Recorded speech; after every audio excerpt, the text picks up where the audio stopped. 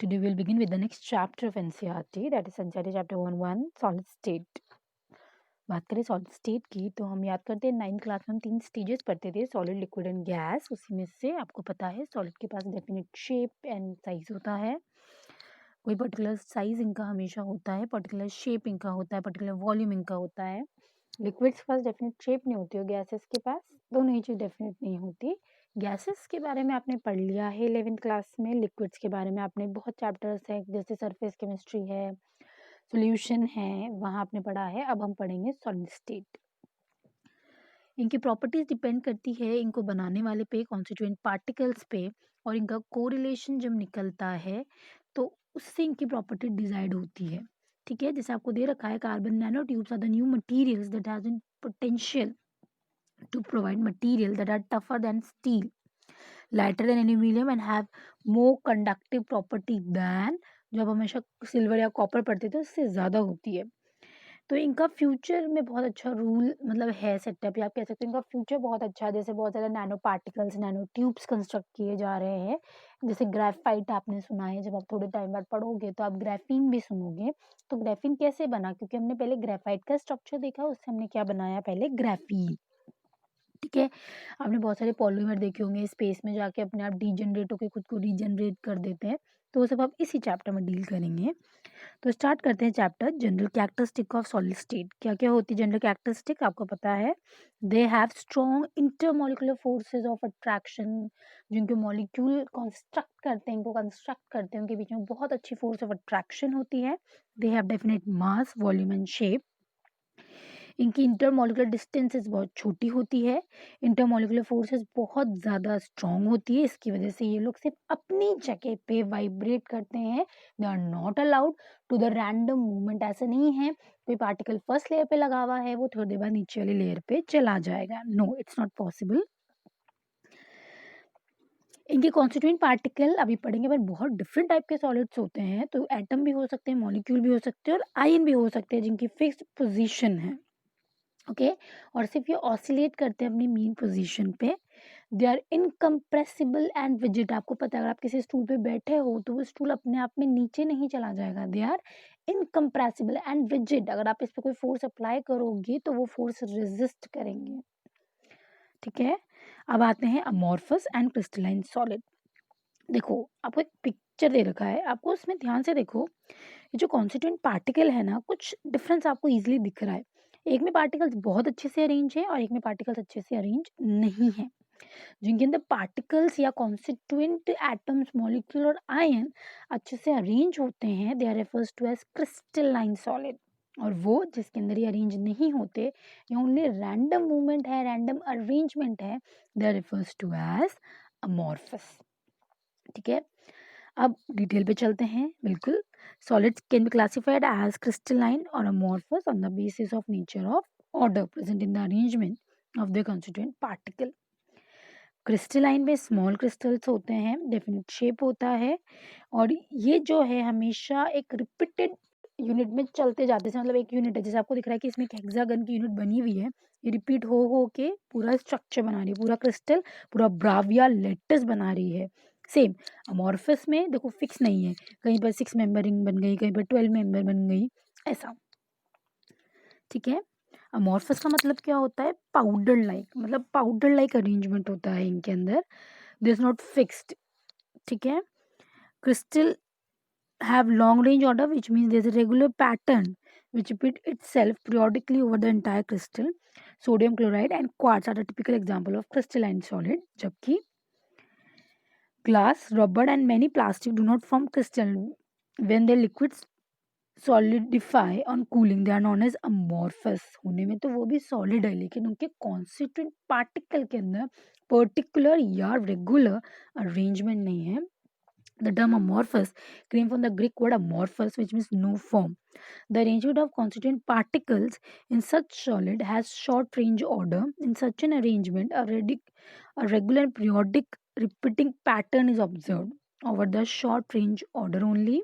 आपको दिख ही रहा है, जैसे क्वार्ट्स और क्वार्ट्स ग्लास दे रखा है, क्वार्ट्स कैसा है, क्रिस्टलाइन, और क्वार्ट्स ग्लास कैसा है, अमॉर्फस। तो शॉर्ट रेंज और लॉन्ग रेंज ऑर्डर आपको समझ में आ गया है। मतलब क्या है, शॉर्ट में मतलब थोड़ा देर हुआ फिर डिस्टर्ब, थोड़ा देर चला फिर डिस्टर्ब। लॉन्ग रेंज में बहुत अच्छे टाइम तक अरेंजमेंट बरकरार है, मेंटेन है। ठीक है, अब हम आगे पढ़ेंगे प्रॉपर्टीज। ये तो था सिर्फ diagrammatic view. Crystalline solids have a sharp melting point. इनका शार्प मेल्टिंग पॉइंट होता है, एक पर्टिकुलर टेम्परेचर पे ही ये मेल्ट करेंगे। जबकि अमॉर्फस होते हैं ना, ये मतलब एक रेंज से मेल्ट होना चालू कर देंगे, जैसे 20 से मेल्ट होना चालू करेंगे, 25 तक चलते जाएंगे। लेकिन क्रिस्टलाइन की बात करें, नमक है, अगर उसको 2000 डिग्री सेंटीग्रेड पे पिघलना है तो वो 2000 पे ही पिघलेगा और पूरा पिघलेगा। ऐसा नहीं एक पार्टिकल आज पिघल गया, दूसरा पार्टिकल 2 घंटे बाद पिघल गया। No, on the same time, that is sharp. Okay, amorphous की अगर बात करें तो दे आर हैव सेम, मतलब they have the some structural features and conveniently regarded as extremely viscous liquid. क्योंकि पूरा अरेंजमेंट नहीं है तो ऐसा बोला जाता है कि जो अमॉर्फस है ना, ये कैसे है, विस्कस लिक्विड है, बहुत गाढ़े, बहुत मतलब जो स्टिफ टाइप के लिक्विड्स हैं ये। They may be crystalline at some temperature. Some glass objects from ancient civilization is found to be milky in appearance because of crystallization and because of some part. Okay, like liquid amorphous solid have tendency to flow through very slowly, though very slowly. Sorry. Therefore, sometimes these are known as pseudo solids or they are super cooled liquids. ये आपने देखा भी होगा कि कुछ glasses, पुराने monuments होते हैं ना, वो नीचे से काफ़ी मोटे मॉन्यूमेंट्स होते हैं, उसमें कांच वगैरह लगे होते हैं, सालों साल, 100 साल हो गए, 150 साल हो गए, तो नीचे से थोड़े से मोटे हो जाते हैं या उनका जो ग्लास है वो धीरे धीरे ओपेक हो जाता है। क्यों? क्योंकि रेगुलर हीट वगैरह से, वैसे भी वो तो अमॉर्फस थे तो उनका अरेंजमेंट डिमिनिश हो जाता है, पहले भी डिमिनिश था और डिमिनिश हो जाता है, और वो ओपेक अपीयरेंस शो करते हैं। They are start flowing, actually बात बोला जाए तो वक्त के साथ वो बह रहे हैं। वो बहुत धीरे बहते हैं लेकिन हमें चेंज तो ऑब्जर्व हो रहा है। अब आते हैं आइसोट्रॉपी। क्या प्रॉपर्टी होती है आइसोट्रॉपिन एंड आइसोट्रॉपी? आइसोट्रॉपी, देखो आपको एक पिक्चर दे रखी है, उस पिक्चर में आप देखो, एक है ए बी लाइन और एक है C D line. A B line, अगर ए बी लाइन को ट्रांसफर्स करें तो एक साइड सारे रेड सर्कल आ रहे हैं और एक साइड सारे ब्लू आ रहे हैं। It is a proper regular arrangement. When it came to C D line, आप देखो दोनों में रैंडम अरेंजमेंट आ रहा है, दोनों जगह अल्टरनेट आ रहे हैं, एक जगह रेड ब्लू, दूसरे जगह भी रेड ब्लू सर्कल आपको दिख रहे हैं।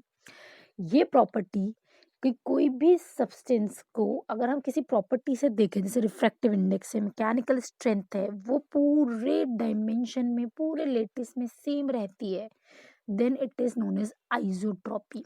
अगर ये सेम नहीं रहती तो दे आर एनाइसोट्रॉपिक।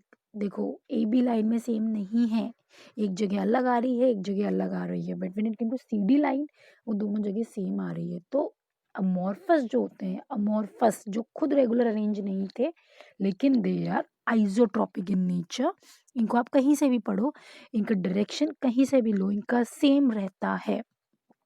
ठीक है, लेकिन बात करें अगर हम क्रिस्टलाइन सॉलिड की, दे आर अनआइसोट्रॉपिक इन नेचर। इनकी फिजिकल प्रॉपर्टी जैसे इलेक्ट्रिकल रेजिस्टेंस, रिफ्रैक्टिव इंडेक्स अलग अलग डायरेक्शन में सेम ही क्रिस्टल पे वैरी कर सकती है। तो एक ये चीज आपको यहाँ से स्टार्ट याद होनी चाहिए कि अमॉर्फस है, they are isotropic in nature, और जो क्रिस्टलाइन सॉलिड है they are anisotropic in nature.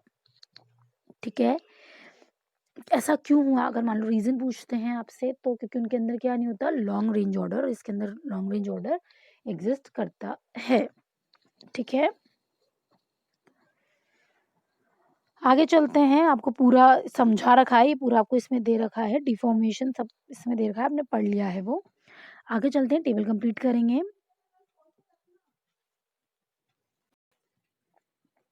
Now we are going to learn the difference between crystalline solid and amorphous solid. ये टेबल आपको याद होनी चाहिए, वैसे पढ़ लिया है फिर भी पढ़ लेते हैं। क्रिस्टलाइन में क्या होता है, डेफिनेट शेप, अमॉर्फस में डेफिनेट शेप नहीं होता।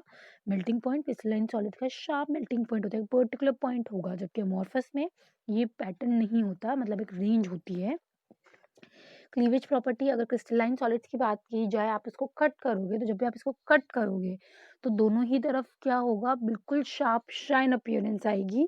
जबकि अगर आप अमॉर्फस को बोलोगे तो एक पूरा शार्प शाइन अपीयरेंस नहीं आती है, और मतलब टेढ़े मेढ़े बिखर से जाते हैं ऐसा। Heat of fusion, crystalline solid है, पर्टिकुलर जब मेल्टिंग पॉइंट ही ऐसा है तो शार्प हीट ऑफ फ्यूजन भी उनका होगा, जबकि इनके अंदर proper definite enthalpy of fusion नहीं होता अमॉर्फस में। क्रिस्टलाइन सॉलिड अनाइसोट्रॉपिक होते हैं नेचर में, अमॉर्फस सॉलिड अभी समझाया था आइसोट्रॉपिक होते हैं। Nature crystalline solid true solid है, लेकिन आपको मैंने अभी बताया अमॉर्फस सॉलिड कैसे होते हैं, सुपर कूल लिक्विड या pseudo solids. Order of arrangement crystalline solids में कैसा होता है, लॉन्ग रेंज, एक ही रिपीटेशन है, बहुत टाइम तक चल रहा है, एक ही यूनिट रिपीट, एक ही लेटिस है, डिफरेंट टाइम तक चलता जा रहा है, बहुत अनगिनत टाइम, इनफाइनाइट नंबर।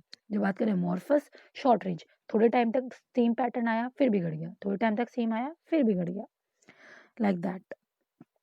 एक ये टॉपिक है जो आपको बहुत अच्छे से पढ़ना है। Beside crystalline and amorphous solid, there are some solid which apparently appear amorphous but have microcrystalline structure. They are known as polycrystalline solid. Metals often occur in polycrystalline condition. Individual crystals are randomly oriented, so a metallic sample may appear to be isotropic even though a single crystal is anisotropic. Amorphous solids are useful material. Glass, rubber, plastic find many applications in our daily life. Amorphous silicon is one of the best photovoltaic, पढ़ा होगा आपने photo electric effect, वही आता है photovoltaic material available for conversion of sunlight into electricity. Question answers है, question है आप solve करोगे, डाउट है तो पूछ लीजिए। ओके।